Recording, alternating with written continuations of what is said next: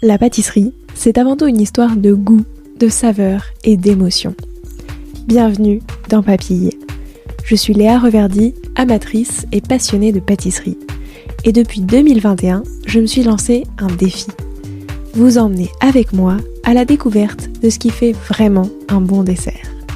L'objectif ultime, trouver la recette parfaite qui fera fondre vos papilles à coup sûr. Vous êtes sur le point d'écouter un nouvel épisode de Papille. C'est le podcast qui part à la rencontre des meilleurs chefs pâtissiers et pâtissières pour comprendre l'émotion et les saveurs qui les animent au quotidien lorsqu'ils et elles créent leurs desserts d'exception. Après cet épisode, à vous de laisser libre cours à votre imagination et de créer les desserts aux saveurs qui vous ressemblent tout en vous inspirant des meilleurs. Bonne écoute! Bonjour à tous et à toutes, j'espère que vous allez bien. En devenant pâtissier, Étienne Culot a réalisé son rêve d'enfant. Et aujourd'hui encore, il s'amuse à créer, dans l'éphémérité, des desserts qui mettent en avant les délicieux produits à sa disposition. Il y a un point qui m'a particulièrement marqué et que j'ai adoré dans notre conversation, c'est l'intelligence produit, si essentielle et cruciale que nous devrions tous et toutes l'avoir. Et puis finalement, la pâtisserie est, selon Étienne, avant tout une histoire de rencontre. La rencontre avec ses producteurs et productrices, fondamentale pour créer de bons desserts, et la rencontre avec ses équipes. Sans elles, comment avancer ? Parce que le créatif, c'est du collectif. Et pour déguster les desserts d'Étienne, rendez-vous place Championnet à Grenoble. Au menu de cet épisode, travailler dans l'éphémérité et proposer toujours de nouveaux desserts, la place des producteurs et productrices dans la création d'un dessert, mais aussi comment développer et transmettre son intelligence produit, et enfin ses bonnes pratiques pour éduquer au goût et aux bons produits dans sa boutique. Bonne écoute! Bonjour Étienne. Bonjour. Comment vas-tu? Super, et toi? Ça va très bien, merci beaucoup, et je suis très contente de pouvoir discuter avec toi aujourd'hui.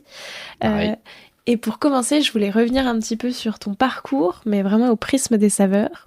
Donc déjà, la première question, et celle que je pose à tous mes invités sans exception, c'était quoi ton dessert préféré quand t'étais petit? Moi, mon dessert préféré quand j'étais petit, je pense que j'ai un gros faible entre la tarte tatin, je dirais, et surtout le croissant aux amandes. Le croissant aux amandes, pour moi, c'est un peu le must du goûter de quand j'étais petit. Et ça, c'est un truc qui m'a toujours, c'est toujours resté. Et même pour à chaque pâtisserie que je vais essayer, il faut que je teste le croissant aux amandes parce que c'est ce qui fait me dire ok, je retrouve pas. C'est vraiment ma madeleine à moi. Ok, et donc où est-ce que t'as goûté les meilleurs croissants aux amandes? Franchement, j'en ai goûté plein, mais le meilleur restera celui qu'on m'avait fait pour mon anniversaire il y a maintenant 10 ans de cela, quand je travaillais dans le restaurant à la Serre avec Claire. Toute l'équipe m'avait fait un gigantesque croissant aux amandes qu'ils avaient mis des heures à cuire pour pas que je le voie, tout ça. Et c'était sûrement celui avec le plus d'amour, du moins. Ouais, et c'est ça qui fait finalement le fait Exactement. qu'un dessert est très très bon. Et puis il était très très gros aussi, donc c'était vraiment le bonheur. Et c'est quoi pour toi le dessert parfait pour finir un repas le dimanche midi? Ça va dépendre de ce qu'on a mangé avant, je dirais quand même, parce que souvent c'est ce que je dis à mes clients ici, c'est savoir un peu ce qu'ils ont mangé avant. Par exemple, sur un mariage, bon, si ils ont fait tartiflette tout le long, on va faire quelque chose de relativement léger, on va pas partir sur quelque chose de trop gras. Franchement, une tarte aux fruits, y a rien de meilleur, je pense, hein. Un truc simple, un truc basique, une bonne pâte sablée bien cuite, une bonne crème d'amande, des fruits frais, puis en avant, quoi. C'est souvent la réponse qui est donnée. Ouais. Effectivement, la tarte aux fruits, c'est un des desserts privilégiés pour les pour leur repas. Ouais, mais parce que pourquoi s'embêter en vrai? Des fois, il y a rien de meilleur qu'une tarte, quoi. Exactement. Et c'est frais, c'est du fruit, ça fait toujours plaisir. Exactement. C'était quoi, toi, les saveurs de ta toute première création? Est-ce que tu t'en souviens? Alors la toute première création, je sais pas comment. Je pense qu'il y a je dirais plusieurs fois où j'ai été. La première fois vraiment que j'ai été, comment dire, mis dans le processus de création, je dirais, c'était quand j'étais vraiment plus jeune. J'étais en apprentissage avec mon premier chef Jean-Christian, quand je travaillais au journal licence à Montpellier, et on avait travaillé sur un dessert à la Mirabelle, café.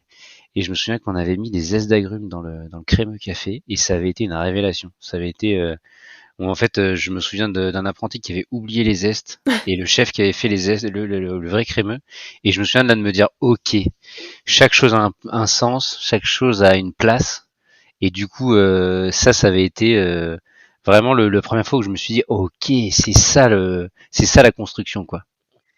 Est-ce que c'est à ce moment-là, oui, du coup, c'est à ce moment-là où tu as compris le plus de choses sur, enfin, sur la pâtisserie en règle générale et Bah, c'est là où ouais, l'ouverture s'est faite et après il s'est passé beaucoup de choses entre temps et après je suis arrivé chez Pic et chez Pic il y a un gros travail sur les mélanges de saveurs qui soient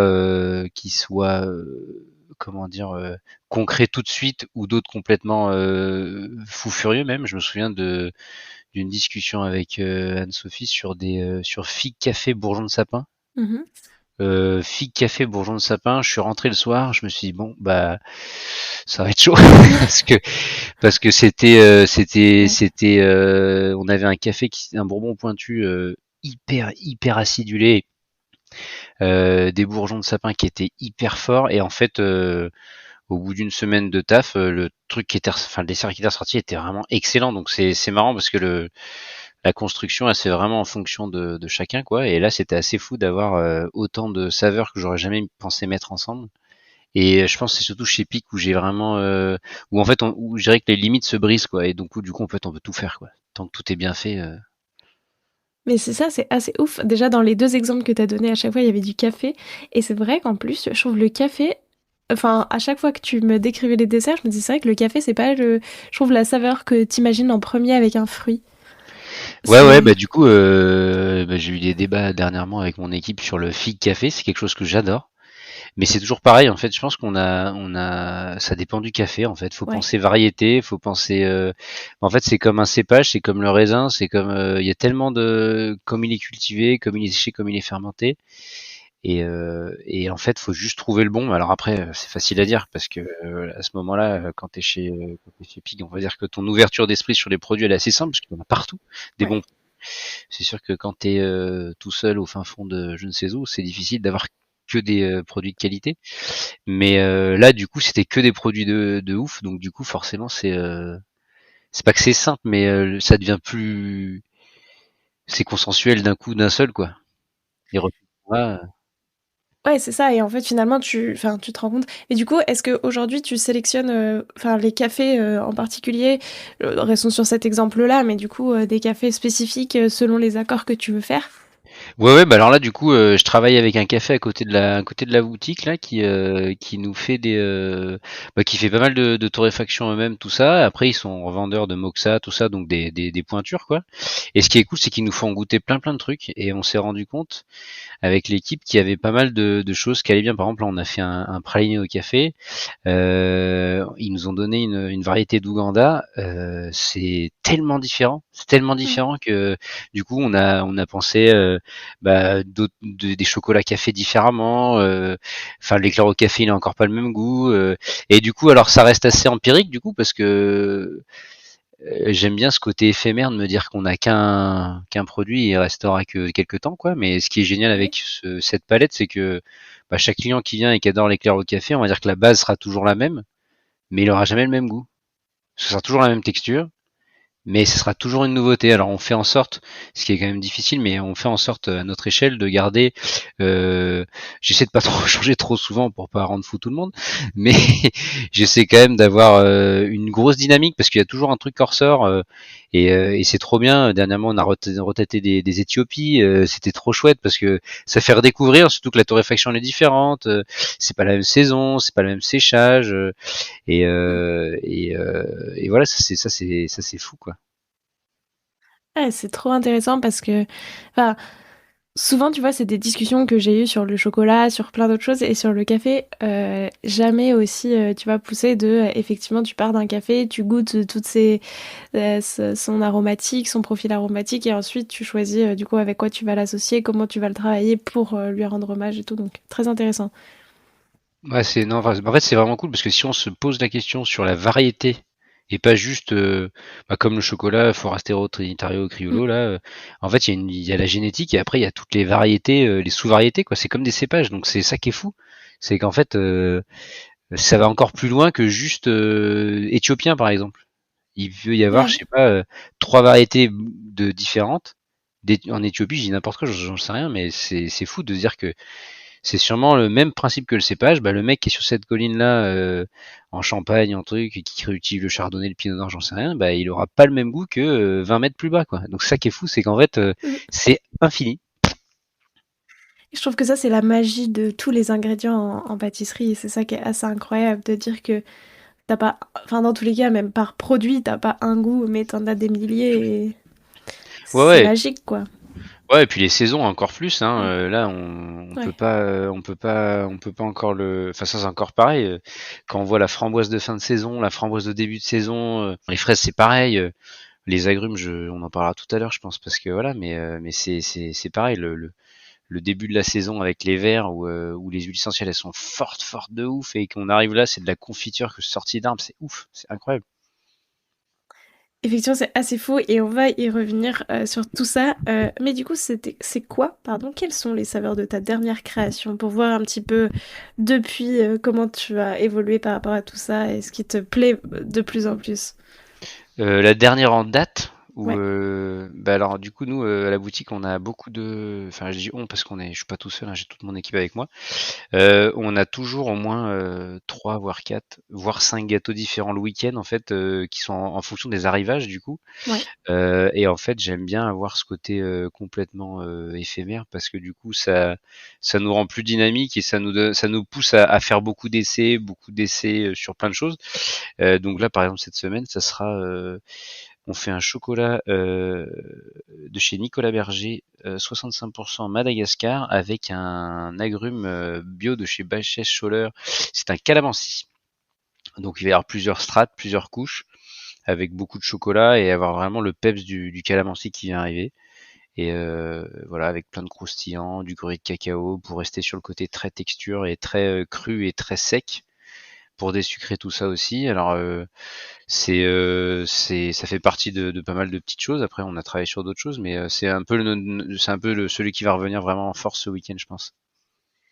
Toi, à quel moment t'as découvert la pâtisserie? Qu'est-ce qui t'a plu dans tout cet univers, dans tout cet art? Ben moi, j'ai toujours voulu faire ça depuis tout petit. Donc, enfin, j'ai toujours fait des petites pâtisseries chez moi. Quand j'étais plus petit, je faisais des charlottes, des conneries. Enfin, je faisais des choses comme ça. C'est toujours des choses très simples et je faisais ça avec ma maman et j'ai toujours aimé faire ça. En fait, j'ai toujours voulu faire ça.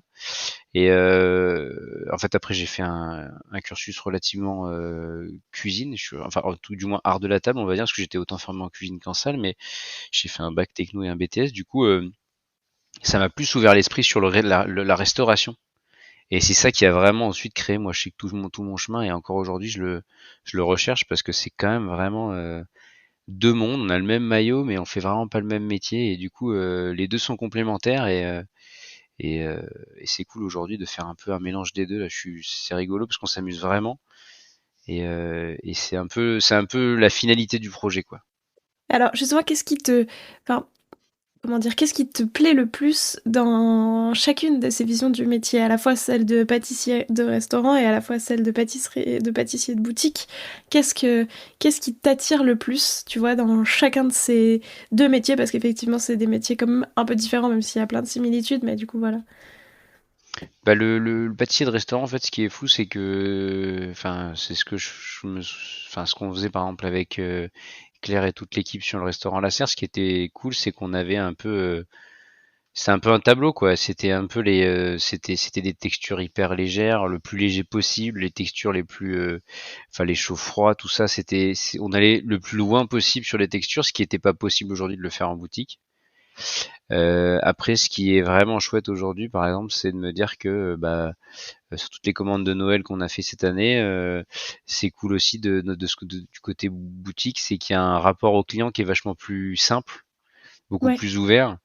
On a vocation quand même à nourrir les gens et c'est beaucoup plus simple en fait parce que du coup les gens sont hyper enfin on a fini énormément de repas de Noël de la famille du coin et je trouve ça super chouette de se dire que c'est quelque chose de très ouvert. Alors on a utilisé les mêmes produits qu'en restaurant gastronomique, j'entends, et ce qui est chouette, c'est que bah, les gens, enfin en fait du coup, je trouve que le métier est plus ouvert en fait. mais enfin de boutique j'entends, et c'est Oui. plus facile, à mettre en avant parce que du coup le restaurant c'est plus de niche entre guillemets, on va dire qu'on est moins ouvert sur le monde quoi, même si du coup on va vachement plus loin, mais c'est Ouais. comme la peinture, comme tout ça en fait enfin faut déjà avoir une conscience de ce qu'on va pouvoir manger dans l'assiette. C'est pas aussi simple que je prends un petit gâteau, je le mange et voilà, ou un éclair à la vanille, bam, c'est fini quoi. Ouais, C'est pas la même recherche. oui, il y a un côté, enfin, je trouve moi qu'il y a un côté beaucoup plus accessible en boutique dans le sens où finalement tout le monde peut y aller. Tu vois, tout le monde peut s'offrir un petit gâteau de temps en temps, enfin plus ou moins souvent, mais du coup il y a un côté aussi beaucoup plus accessible que le restaurant à moins, enfin, surtout les restaurants gastronomiques. Donc c'est vrai que c'est assez chouette pour ça, je trouve. Ouais, ouais, voilà, par exemple, là, on valorise des produits comme pour les pains chocolat, des choses simples. C'est trop bien de pouvoir dire, bah tiens, on sait comment on a fait enfin, la farine, on Mm. sait d'où tout vient, on travaille exactement sur le même principe de produits locaux, machin.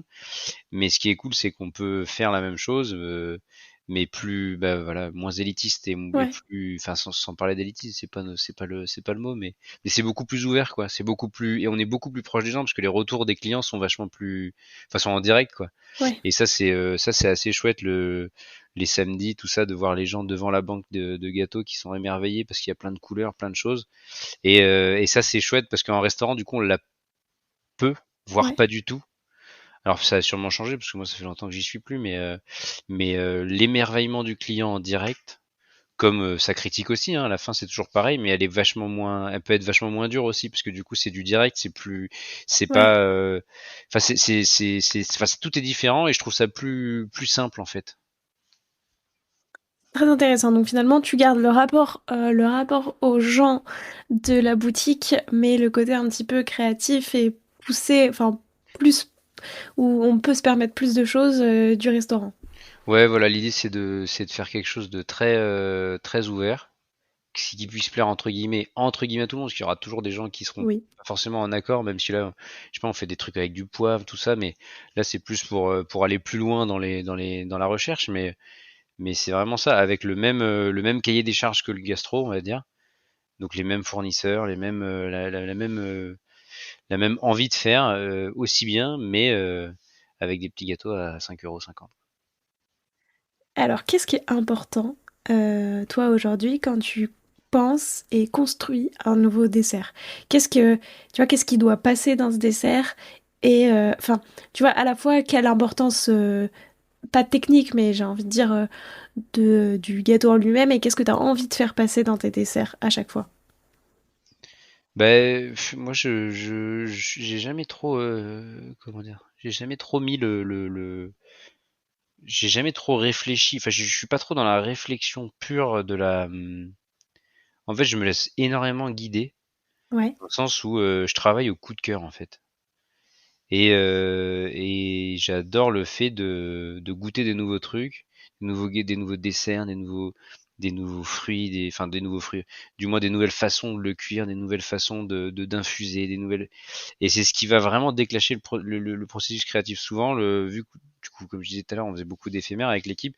Souvent le mardi, j'arrive et on fait un gros brainstorming sur tiens bah on n'essaierait pas, tiens, de la fusion de verveine avec tel chocolat, et puis bim, on ferait ça, et tiens, ça serait cool avec une brioche, je dis n'importe quoi, mais du coup, l'esprit créatif, il est pour moi seul, c'est impossible. ouais, Il faut forcément qu'il y ait quelqu'un, c'est vraiment c'est du collectif, quoi. Et du coup, de me retrouver avec l'équipe et avoir un lien, à se dire, tiens, bah, j'ai goûté ça, j'ai envie de goûter ci, j'ai ça en tête, faudrait qu'on fasse ci. Bim, on fait des essais, on goûte, tiens, bah tiens, ça c'était chouette, telle température. Et c'est plus un chemin créatif pour moi entre guillemets que une révélation. C'est plus des coups de cœur de ah ouais ça c'était vraiment trop bon. Ah bah tiens on essaye avec ça et après quelqu'un va dire ah bah non bah tiens la vanille c'était chouette. Hein, la dernière fois on avait fait ça.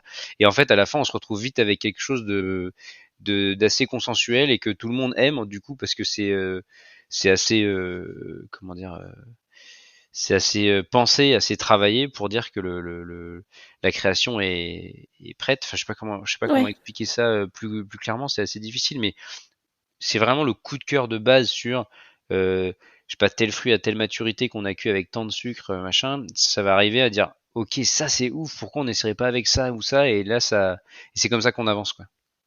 Mais du coup, est-ce que tu t'imposes, enfin, t'imposes, c'est un bien grand mot, mais est-ce que tu te prévois des moments justement pour aller découvrir des nouveaux produits, aller goûter des nouveaux desserts, des nouvelles alliances de saveurs, etc. Et que après, du coup, tu vas pouvoir arriver avec ton équipe et dire, ben voilà, j'ai goûté ça la dernière fois, ça m'a plu, venez, on essaye de faire quelque chose autour de ça.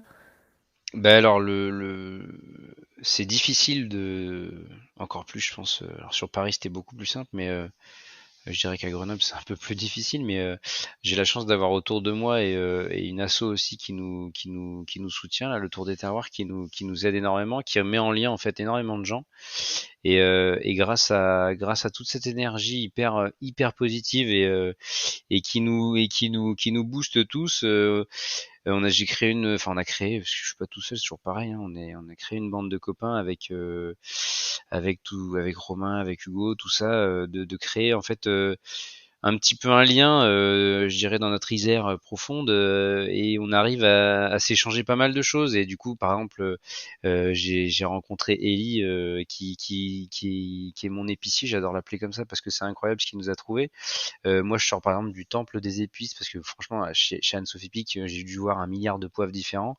Quand lui il est arrivé avec ses poivres, je me suis dit bon bah voilà, c'est quelqu'un qui vient me présenter des poivres, bon des Vôtis périphériques, j'en ai vu un million. Donc Ouais. et quand j'ai goûté ce qui m'a fait, enfin goûter, j'ai dit ah, mais c'est pas possible, j'en ai jamais goûté un pareil. Je pensais même pas pouvoir que ce soit possible. Et en fait la chance de tout ça, c'est que grâce à tout ce cercle là, bah ça se bonifie, on entend parler de quelqu'un, il y a quelqu'un qui vient nous voir, on fait goûter à quelqu'un d'autre. Bah, par exemple, il y a des mecs qui font des fakes. Des mecs, il y a le jardin de Pompoko à côté de Bourgoin qui fait des yuzu izawa. Enfin, c'est incroyable de dire ça, et ben, ça arrive jusqu'à nous parce que Romain et Ariane de l'émulsion, bah, ils nous ont retrouvé ça, et du coup on en discute, on le goûte, enfin, et du coup en fait c'est vraiment une discussion entre nous dans le sens où on veut valoriser le terroir, et du coup ça arrive jusqu'à nous, et ça c'est chouette parce que c'est vraiment grâce à des passionnés et des envies de partager cette passion et de tous ces produits-là qui arrivent jusqu'à nous, et ça c'est trop cool parce que c'est du coup ça rend le processus vachement plus simple. Parce que du coup, maintenant, on sait que, enfin, on sait que si on a besoin de ça, bah, on a juste à demander à un tel, un tel, un tel, et en fait, le fil se creuse, enfin, et d'un coup d'un seul, bah, on a tel produit ou tel produit, et de super qualité, avec de la vanille, enfin, c'est trop bien. Et du coup, c'est plus voilà comme ça qu'il y a des gens qui arrivent à la boutique avec des produits, et ensuite on les goûte, et ensuite on avance. Et après c'est voilà, ouais, c'est surtout ça, quoi. Des rencontres. C'est hyper intéressant parce que du coup, je trouve que il y a à la fois donc le premier, c'est la rencontre avec le producteur ou la productrice qui va te faire en sorte de déclencher un petit peu ce truc de on va faire un nouveau dessert à partir de ça. Et après, finalement, il y a la rencontre des esprits créatifs de toute l'équipe pour aboutir au dessert que qu'ensuite bah, tu vas présenter Bah, en, c'est en vitrine, exactement quoi. ça. C'est exactement ça parce que du coup, tout le monde a un ressenti différent sur n'importe quel produit qui arrive, et du coup, tout le monde a son palais, son nez, tout ça, et du coup, bah, souvent, après avoir déjà tous goûté, on a tous un peu une opinion, et après, souvent, je tranche sur bah tiens, on va essayer comme ci, on va essayer comme ça, et après, ça se fait tout seul après quasiment. Donc c'est ça qui est bonheur, c'est que les choses se font relativement simplement, et souvent je pose pas mal de questions aussi aux producteurs parce que c'est eux qui sont maîtres de leurs produits aussi, donc et qui le connaissent si bien, donc c'est tellement cool enfin avec Étienne et Perrine chez les agrumes Scholler, c'est trop bien. Quand ils t'appellent et qu'ils te disent bah les yuzu là ils sont hyper mûrs, on fait ci, on fait ça, t'arrives, c'est du bonheur, quoi. Ça c'est beaucoup plus simple du coup, parce que tout est trop mûr, donc c'est trop bon. Donc pour faire quelque chose de trop bon avec quelque chose enfin trop bon, c'est facile. c'est c'est toujours plus simple. Ouais, c'est ça. Alors justement, parlons agrumes, parce que du coup, tu as fait un peu une transition avec tous les bons agrumes là, que t'aimes bien manger. Qu'est-ce qui te plaît particulièrement dans comment dire, dans cette panoplie de produits, parce qu'il y en a des tonnes, des centaines, des Il y en milliers a des même. tonnes, ouais. Bah, en fait, c'est ça qui est cool, c'est que enfin, j'aime bien dire ça, c'est l'agrume qui est c'est le plus constant. Enfin, l'agrume, c'est la famille qui est la plus constante, parce qu'on en a de début septembre jusqu'à limite fin juillet, quoi. Donc, du coup, Ouais. bah, on a toujours de l'acidulé, on a toujours de la mer, il y a toujours il y a toujours un truc, il y a toujours du caractère. C'est pas tout plat, c'est pas. Et puis, enfin, Étienne et Perrine font un boulot de ouf avec toute leur équipe aussi. C'est dingue parce que du coup, enfin, c'est de la joaillerie quoi. Quand on arrive avec là, les citrons meilleurs qu'on a reçus il y a 2 semaines, ils sont dorés quoi. On dirait qu'ils sont passés à la feuille d'or tellement c'est beau quoi. Donc forcément, vu qu'ils viennent d'être cueillis, la marmelade de citron meilleur, elle va être dingue. Du coup, la tarte citron meringuée va être forcément avec vachement plus de caractère. Et ça, c'est vraiment trop cool. Enfin, c'est hyper, c'est hyper facile du coup, et c'est tellement cool de bosser avec des produits enfin, aussi beaux quoi. Comment on sélectionne un bon agrume? Enfin, tu vois, à quoi on reconnaît que bah là, ce citron, il va être particulièrement bon. Bah déjà, je fais beaucoup confiance à Étienne et Perrine, parce qu'il y a des fois où, voilà, faut. Non, non, bah après maintenant, ça fait longtemps qu'on travaille ensemble. Il y a plus une saisonnalité dans la saison du coup, et Ouais. plus, par exemple. Bon alors septembre, moi je commence à en avoir marre un peu des fruits rouges. Du coup j'attends fort l'amertume. Du coup j'attends vraiment les yuzu verts pour me faire un peu de voilà un peu de fraîcheur. Et du coup par exemple cette année on a fait une tarte on a mélangé trois agrumes verts et on a fait sudachi vert, yuzu vert, kumbava et feuilles de bergamote. Alors ça peut être faire peur parce que sur l'idée c'était quand même vraiment le but d'avoir un concentré d'amer assez fort. On a travaillé autour d'une mousse yaourt très très légère et très très douce pour que ça soit pour vraiment calmer tout ça. On a mis pas mal de citron caviar aussi pour vraiment donner beaucoup d'acide et calmer la mer. C'est plus ouais cette saisonnalité là. On sait que ça on l'aura que à ce moment-là quoi. Dans 6 mois le yuzu il sera tellement mûr que ça sera très différent. On fera autre chose avec quoi. Hmm. Et du coup, la qualité en fait, je dirais du goût dépendra vraiment de ce qu'on veut en faire et de la saison, parce que du yuzu vert, on n'en aura pas en, Ouais. en janvier quoi. C'est hyper intéressant. Et donc finalement, euh, il y a beaucoup cet échange avec les producteurs. C'est fondamental quand on est pâtissier de discuter à ce point-là, d'avoir en fait, je trouve que, et c'est beaucoup effectivement, enfin, je trouve que ça rejoint énormément la discussion que j'avais pu avoir avec Claire Hitzler à ce sujet-là, mais du coup, il y a un vrai partenariat finalement avec les producteurs pour discuter avec eux et parce qu'ils font la moitié du dessert.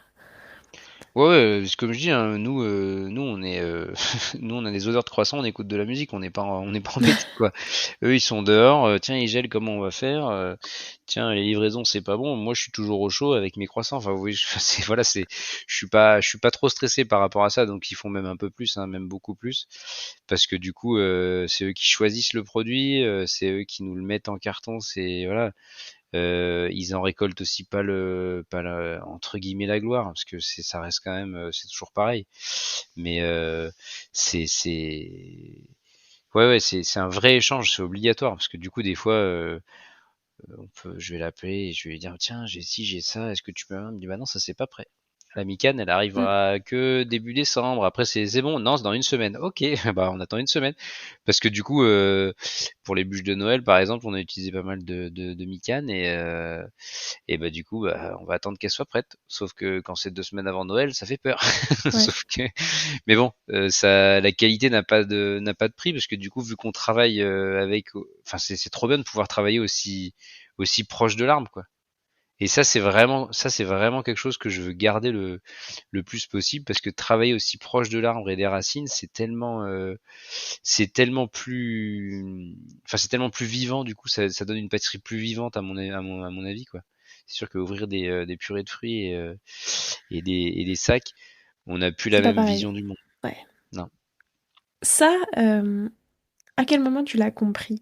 toi, que tout ça c'était en fait fondamental et que ça allait aussi t'aider, tu vois, après dans tes desserts, d'avoir cette relation en fait, enfin cette relation de proximité aussi avec les producteurs et que, comment dire, pas que d'une certaine façon, en faisant un dessert, c'était aussi un hommage que tu leur rendais, enfin que tu rendais à leurs produits. À quel moment t'as compris tout ça? Bah franchement, il y a eu plein d'étapes, je pense.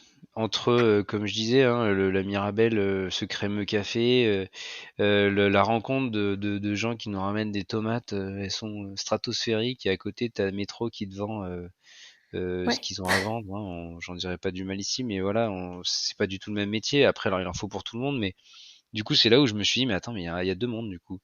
Et alors j'étais jeune à ce moment-là et après ça a avancé. Chez Pic, pareil, il y a eu des étapes assez folles.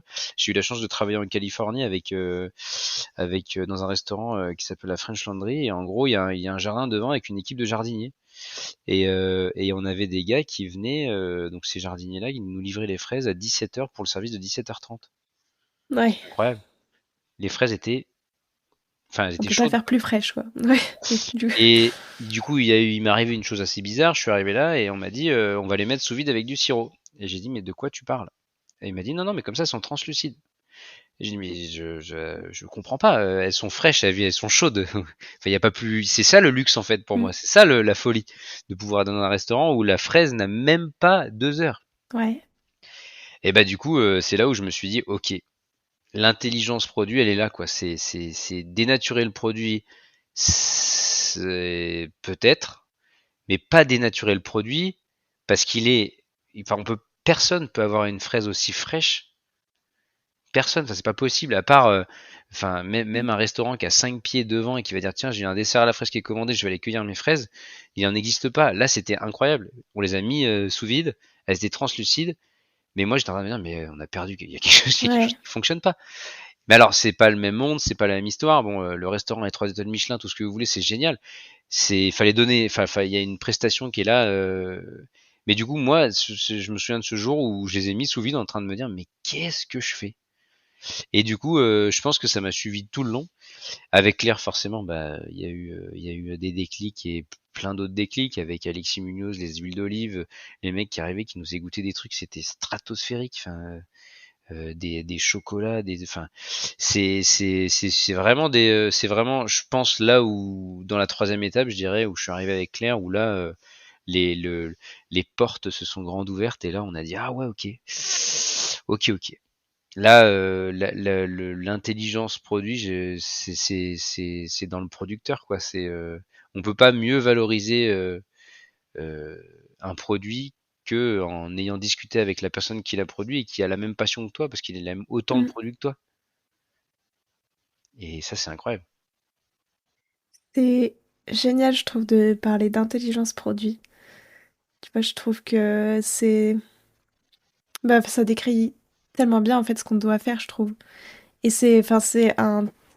Je trouve, en tant que tel, tu vois, j'avais jamais abordé la question comme ça, mais du coup, c'est vrai que ce truc d'intelligence produit, effectivement, bah, en fait, c'est oui, une forme d'intelligence, de savoir comment on respecte le produit, qu'est-ce qu'on va en faire, alors que, comme tu disais, tu vois, il peut, enfin, alors qu'il y a des absurdités de, enfin, pas on dénature, mais du coup, on prend un produit, on en fait des trucs, et ouais, non, c'est génial, et je trouve qu'en plus, aujourd'hui, pas plus que jamais, on en a toujours eu besoin, mais il y a vraiment besoin de cette intelligence produit aussi, et de se rendre compte de tout le travail qui est fait euh, bah, par les producteurs et de ce que ça donne. Ben, bien sûr, c'est 100% du travail, parce que nous, enfin, j'aime bien ce mot, enfin, j'aime bien cette façon de Mm. penser sur l'intelligence produit parce que on a tellement, entre guillemets, dévalorisé cette chaîne-là, à se dire, Ouais. bah tiens, il y aura toujours ça, toujours cette saison, toujours machin, toujours truc.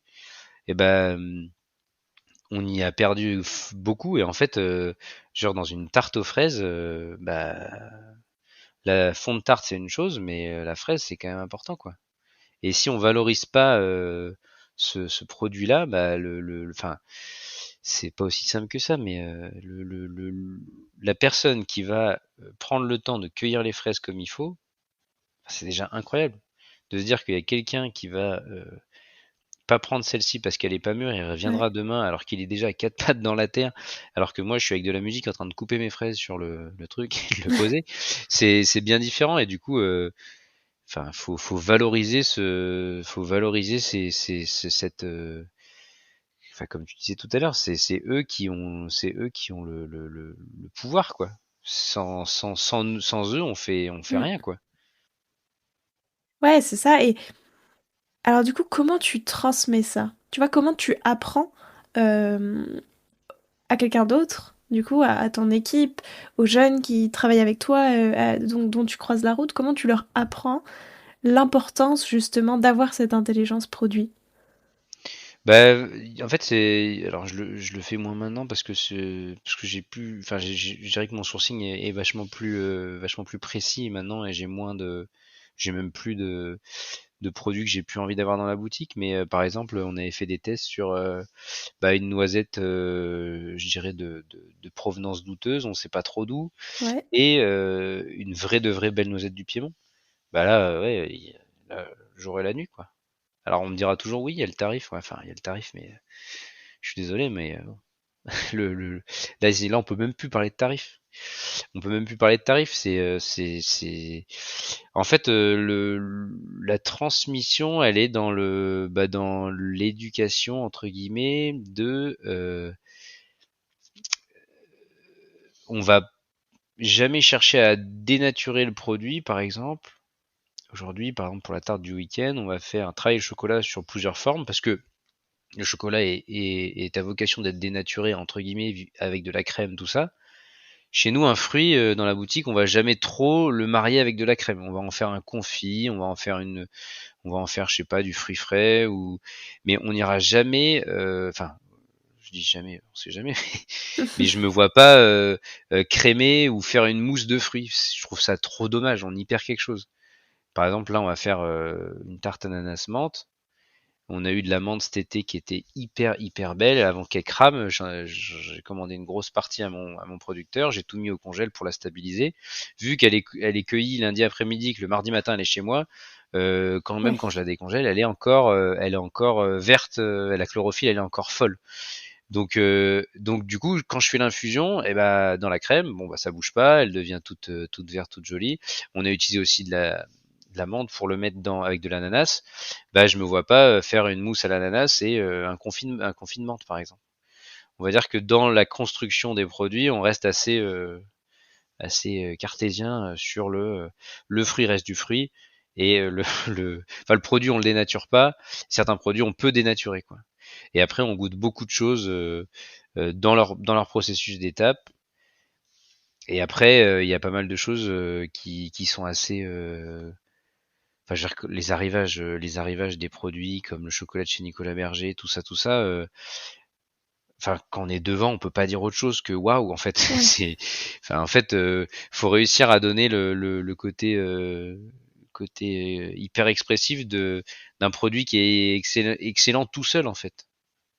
Enfin, c'est difficile à expliquer, mais la transmission, elle est par le, faut goûter, quoi. Ouais, ça c'est super. Je trouve que c'est super intéressant, mais ce que je me demande, c'est est-ce que tu as une idée, mais c'est un vaste sujet et j'attends pas du tout une solution, mais tu vois, de comment aussi enfin, on éduque, on apprend, tu vois, finalement à tout le monde. Parce que effectivement, il y a cette transmission aux futurs pâtissiers, pâtissières qui vont faire bah, les gâteaux de demain, qui vont avoir leur boutique demain, etc. Et du coup, leur montrer finalement à quel point c'est important bah, que oui, certes, ça va te coûter potentiellement plus cher, mais ça va pas te donner les mêmes desserts et c'est fondamental. Mais il y a aussi, je trouve, le côté derrière, tu vois, de apprendre bah, à tout le monde, à ceux qui vont manger ce dessert, tu vois. Donc comment t'apprends enfin, comment t'apprends à tous, tu vois, à te dire oui, bah j'arrive à me dire que tu vois aussi en tant que consommateur, de dire je comprends pourquoi c'est plus cher, ça vaut le coup, c'est important, et comment tu goûtes, parce que tu vois souvent le truc qu'on a, c'est que c'est moins, enfin des fois c'est moins facile de tout goûter, et selon aussi ton ouverture d'esprit, ta culture, l'endroit où tu as grandi, t'as pas la même possibilité de pouvoir goûter certains produits. Donc, comment est-ce qu'on peut sensibiliser, tu vois, à tout ça? Est-ce que, selon toi, tu vois, ça passerait par avoir des cours, mais il y avait un petit peu ça avec la semaine du goût à un moment qui avait été instaurée dans les écoles, mais comment on pourrait aller plus loin là-dessus? Ouais, bah, franchement, c'est très très dur, hein, parce qu'aujourd'hui les gens cuisinent Ouais. moins, les gens ont moins le temps, les gens ont moins envie. C'est pas quelque chose qui s'est vraiment transmis, c'est hyper dur. Franchement, ça serait très très dur. Il y a des, je sais pas si tu connais un ancien chef du Noma sur, tu connais le Noma? Ouais. Un ancien sous-chef du coup de Red Zepi qui a créé un truc qui s'appelle Brigade. Brigade, en gros, c'est des gars qui veulent réformer la cuisine, la cuisine, en gros, la cuisine d'école américaine. Mm. Et bah eux, lui, il est porteur du truc et il a dit bah je suis dans le pays où la malbouffe Ouais. c'est le pire en gros. Et il a dit bah je vais m'attaquer à ce projet-là. J'arrête la cuisine 3 étoiles et tout ce que vous voulez. Mais par contre, j'ai les compétences et les connaissances. Comment faire bien à bouffer pour nos gosses quoi. Mm. Et j'aurais dit que ça passait par là, ne serait-ce que les nourrir correctement, mais bon, c'est hyper dur parce que waouh, enfin c'est pas à moi de, c'est pas à moi Non, bien sûr. non mais du coup c'est plus entre guillemets pour nos écoles, c'est pareil, hein, nos écoles de pâtisserie, de boulangerie, c'est aussi très dur parce que maintenant les cursus sont hyper courts, les profs deviennent vite profs après l'école.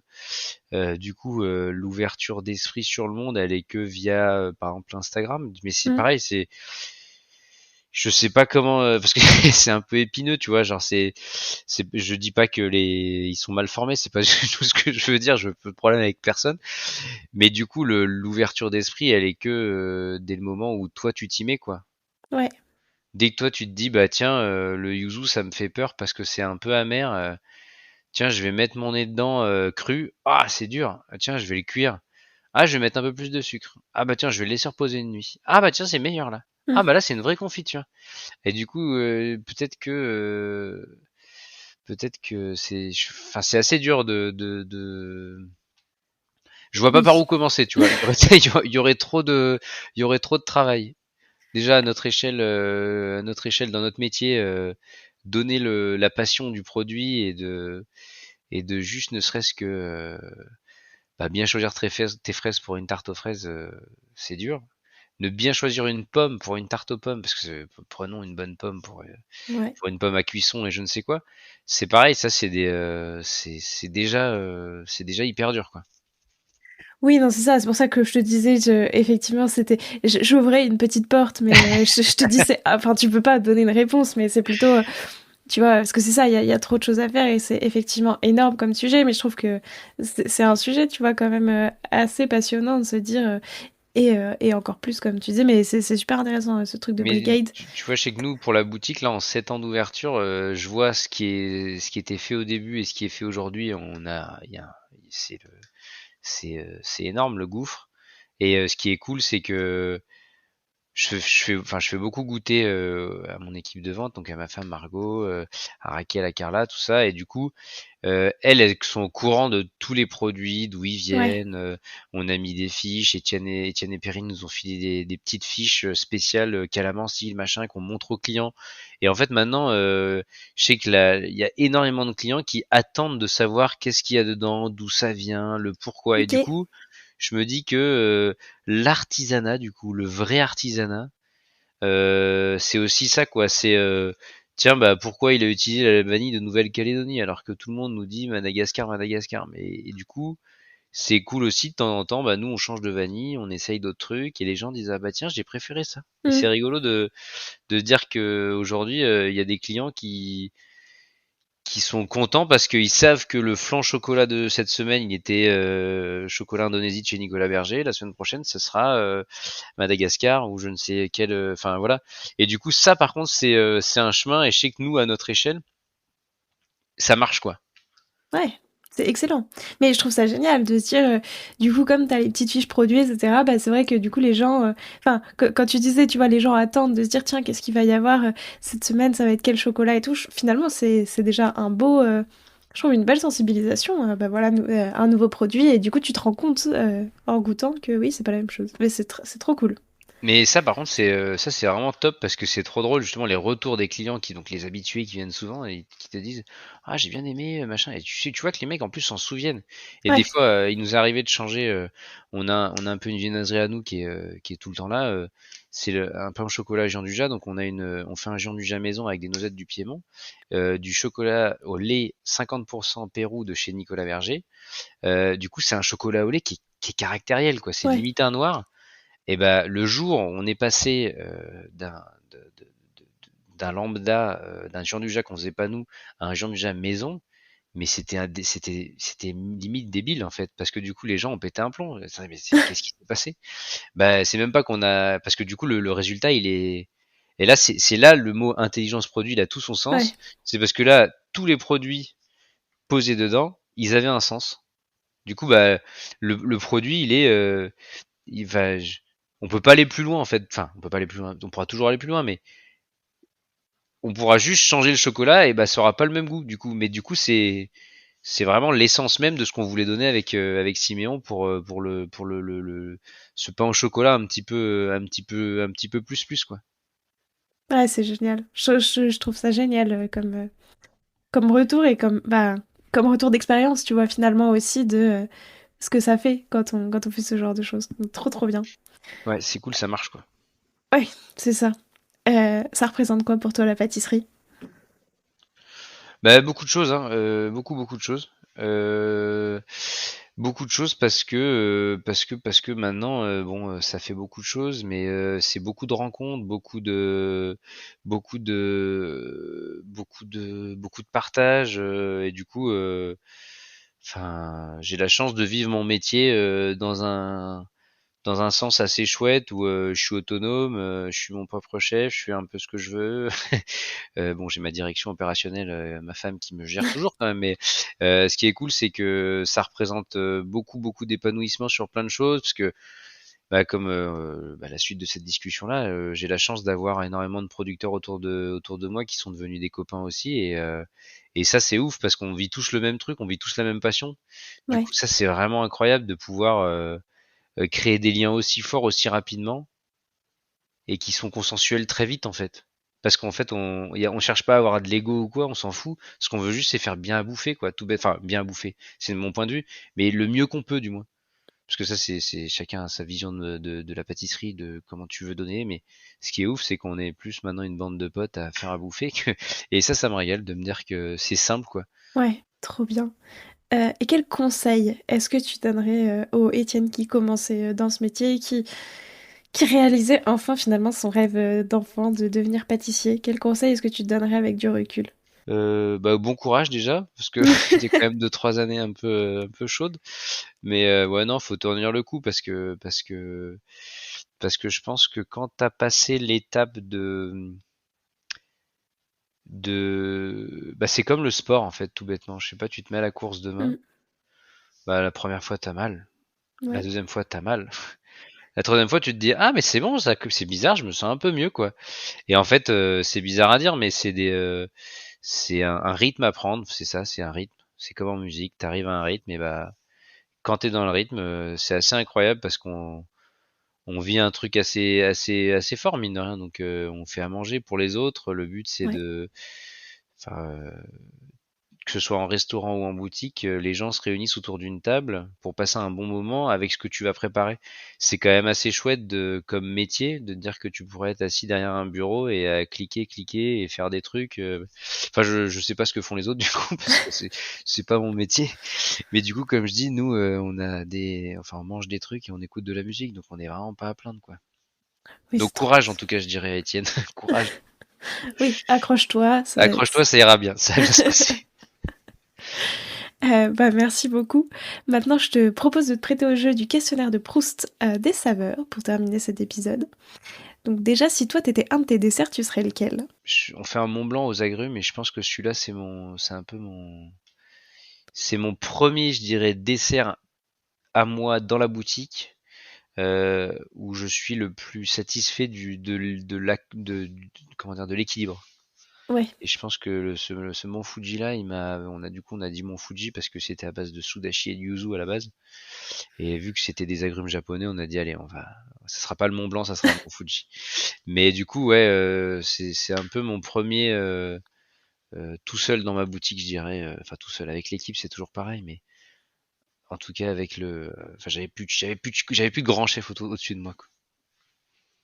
C'est quoi la dernière saveur que t'as découverte et aimée? Oh mon dieu, j'ai redécouvert la baie rose. Oh là là, mon dieu. Une baie rose stratosphérique. Donc j'ai mon épicier là, Ellie, il s'appelle Fin Gourmet, là, c'est incroyable. Il m'a ramené un truc qui vient en direct de Madagascar et du coup il m'a raconté toute l'histoire que c'est une plante, c'est une mauvaise herbe chez eux là-bas. Et nous on s'en régale. Et en fait il m'en avait ramené, du coup son arrivage venait d'arriver et c'est parti instantanément. On a fait une tarte citron baie rose. En fait elle est tellement mentholée eucalyptus là que il y a pas un gramme de côté pepper là. Oh là là, mon dieu, ouais, c'est un peu mon dernier choc. Très bien. C'est quoi ton péché mignon? J'ai toujours un faible pour les croissants amandes, ça c'est sûr et Ouais. certain. Ça, non, non, j'ai pas de péché mignon. Je suis assez, enfin, je mange de tout le temps, donc.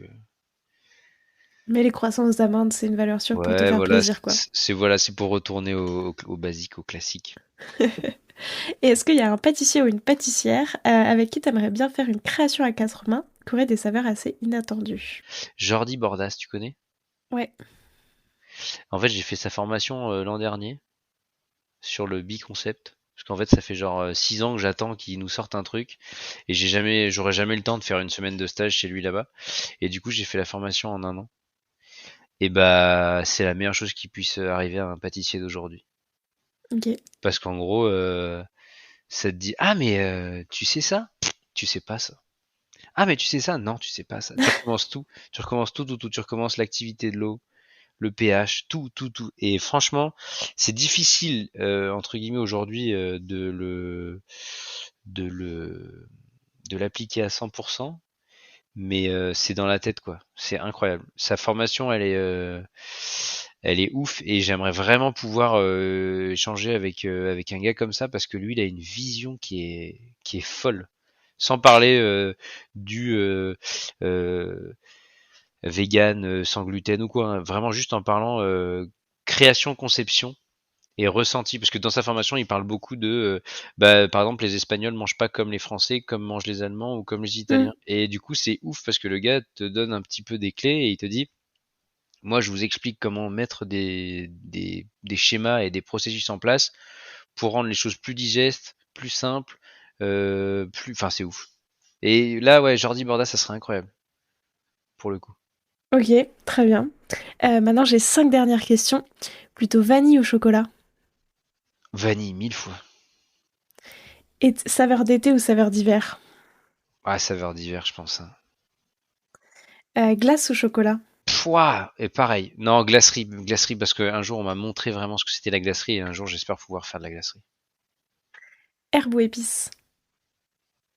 Ah, impossible de choisir. Impossible. Ah non, non, il y a trop de. Je suis un marteau de verveine et je suis un marteau de poivre, donc non, non, je peux pas choisir. Très bien. Et du coup, le mont Fuji ou ton roulé pistache? Ça dépend de l'heure de la journée. Euh, Non, le roulé pistache, je pense à la fin, parce que c'est quand même vachement plus. Enfin, je l'ai trop mangé l'autre en fait. Super, et ben merci beaucoup. Bah, de rien. C'était passionnant et moi je te dis j'ai adoré bah, toute ta vision et surtout enfin le terme d'intelligence produit, je l'adore et vraiment je pense que je Cool, le réutiliserai parce que je trouve ça génial. pas de problème. Donc Super. merci beaucoup. Bah, Je merci à demande toi. à tous mes invités un petit défi pâtissier à lancer à tous les auditeurs et auditrices qui voudraient le refaire. Ok. Donc quel défi est-ce que tu peux nous lancer?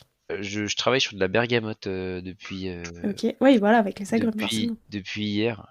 Et enfin, j'ai une envie de flan à la bergamote. Ok. Bah écoutez, faut faire un flan à la bergamote, hein, faut essayer, hein, faut faire infuser à froid et faudra pas trop en mettre quand même, parce que c'est très très fort. Ouais, Mais par contre, quel plaisir. Café bergamote, ça marche bien, tiens. ok. Voilà. Enfin, c'est ce qu'on va essayer de faire nous pour la semaine prochaine, je pense. Et quel café en particulier pour que ça se marie Et bien? bah alors là, je pense qu'on va essayer donc du coup Ouganda parce qu'on avait bien amusé et je crois qu'il m'en reste un autre, je ne sais plus lequel c'est.